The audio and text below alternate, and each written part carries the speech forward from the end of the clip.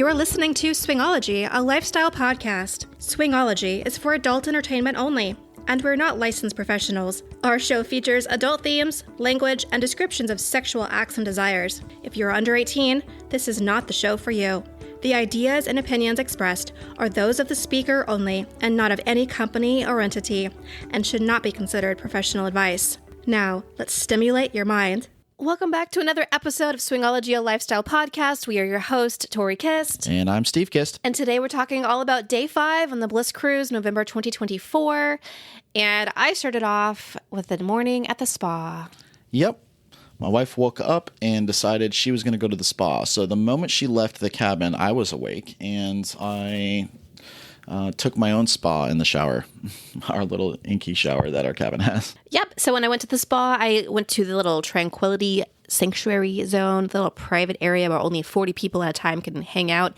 And I had it all to myself. So I laid on the heated beds and relaxed my sore muscles. My muscles were still sore from the waterfall hike a few days before. So that was nice. Spent some time in the infrared sauna, took a rainforest shower, and freshened up for brunch. So when I came back to the room, I got Steve, picked him up, and we went off to the main dining hall for a morning brunch.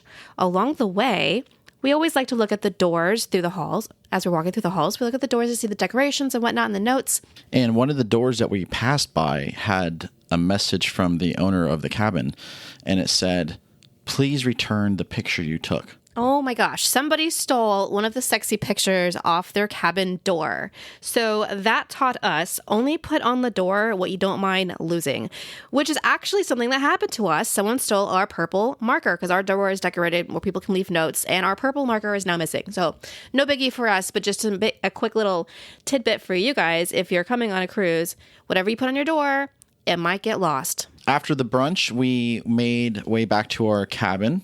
We recorded the episode of the prior day, and then we started making sexy content with other podcasters. We had an appointment in our cabin at 1:15 to film some OnlyFans spicy content with another podcast couple.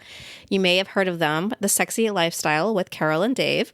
So we started off on our balcony, giving some blowjobs, and we made our way to the bed, and it's super sexy. You should go over to the OnlyFans at Tori Kist XXX and find the spicy content if you want to see it. Absolutely. Next, I set a meet and greet date with a female. She's married, of course, and in their dynamic, the female and the male, they agreed to each other that they were both allowed to have two hall pass dates where and they each could hall play. pass is an hour long. And each hall pass is an hour long. And this woman we had mingled at some point, either in chat or out in the common areas. I don't remember at the top of my head. At one of the meet and greets, you met her. Okay, I did. Okay, great. And then so she decided that I was going to be one of her two hall passes. That's so awesome to be chosen, one of the two out of a 7-day cruise with over 6,000 people.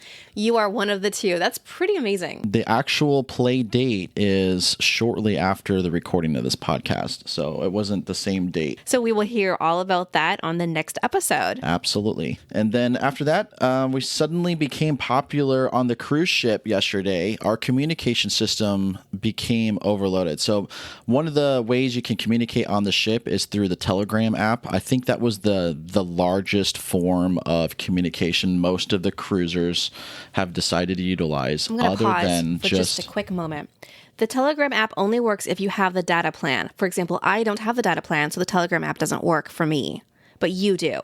Right. And so for the people that have the data plan app, everyone had kind of realized everyone's on Telegram, and so everyone's now trying to use the Telegram app for communication, and there's a nice big group chat for the cruise ship, and so sometimes there'll be a couple or something. Like last night, for example, there was a husband that had tied his wife down to the bed, blindfolded her, and she can't move, and the husband put a message on the group chat and said, "Listen, I'm looking for 8 men to come fuck my wife right now.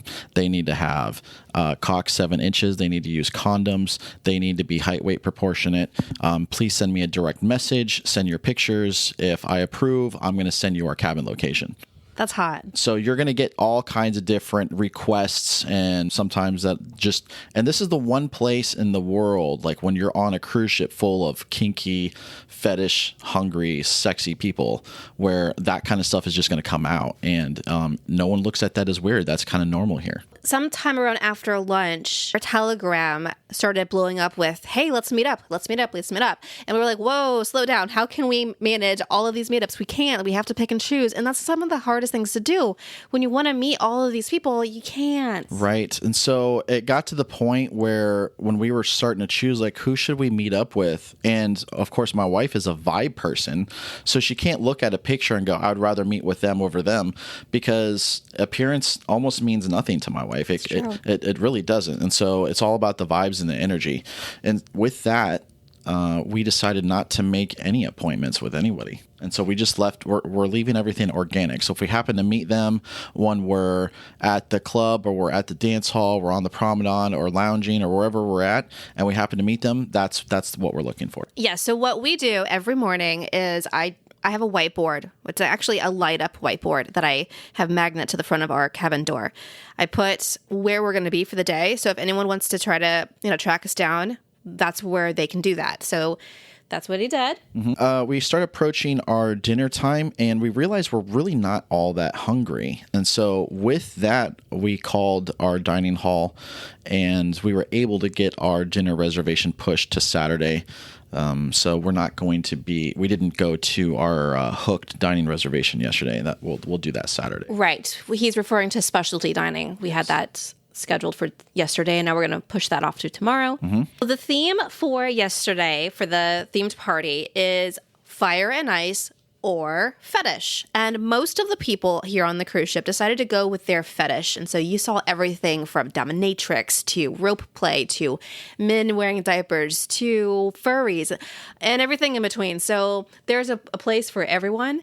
And Steve and I dressed up in our fire and ice outfits, mostly blue. We were like icy. It was blue, and it was basically blue. It was and red raining outfit. outside, and there wasn't really a party that we were vibing with, so we decided to bring it back to our cabin. Yep, and some of the things that I saw out there that are maybe interesting to note was there was a gentleman that had worn a wolf head, and it was cosmetically attached to his face. So it's the kind of helmets that you wear when you're on a movie set and you've got a team of people that put it together.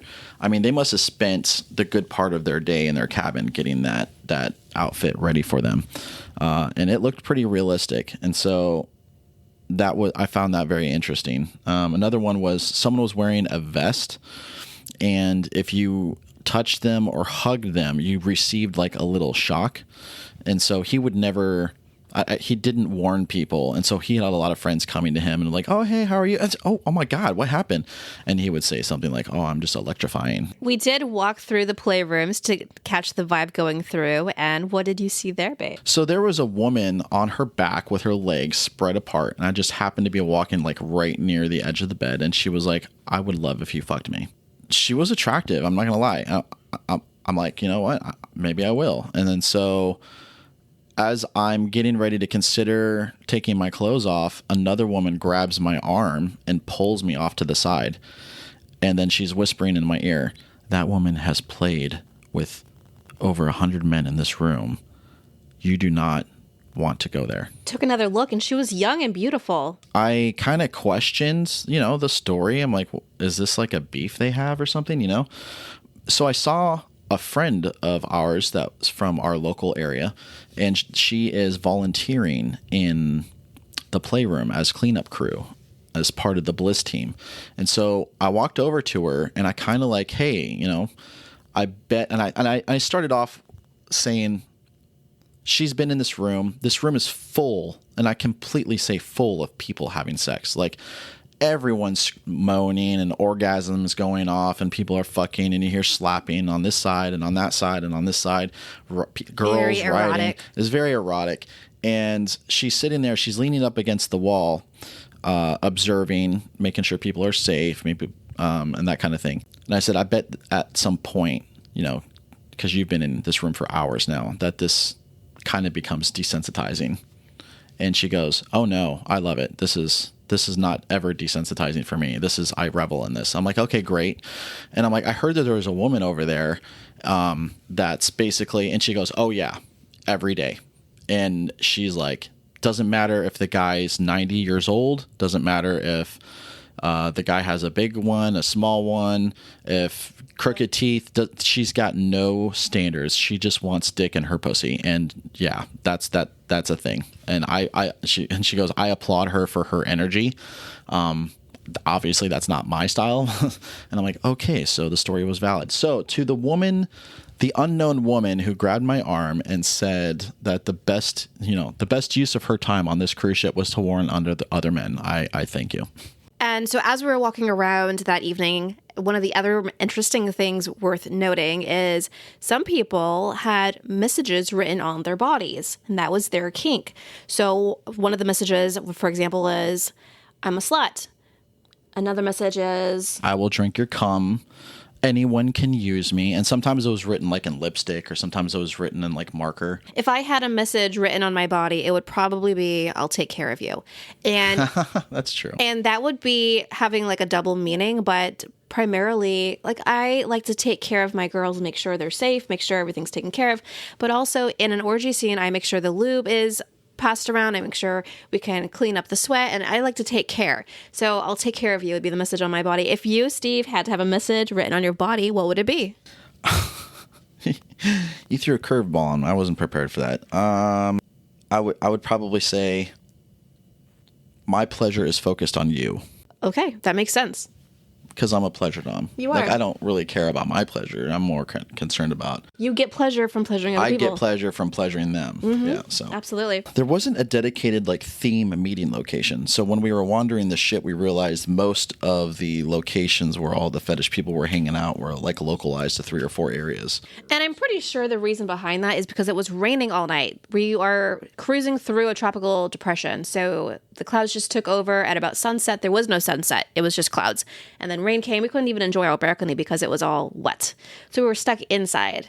Mm-hmm. So because of that, we decided to call it a night and come back to our room and be spacey. We walked over. We met up with our local friends. We hung out for them for a little while. Yes, that's right. We got back our cup that we lost in their room. Mm-hmm. And I played with one of them for a little while, and then we made it back to our room. Mm-hmm.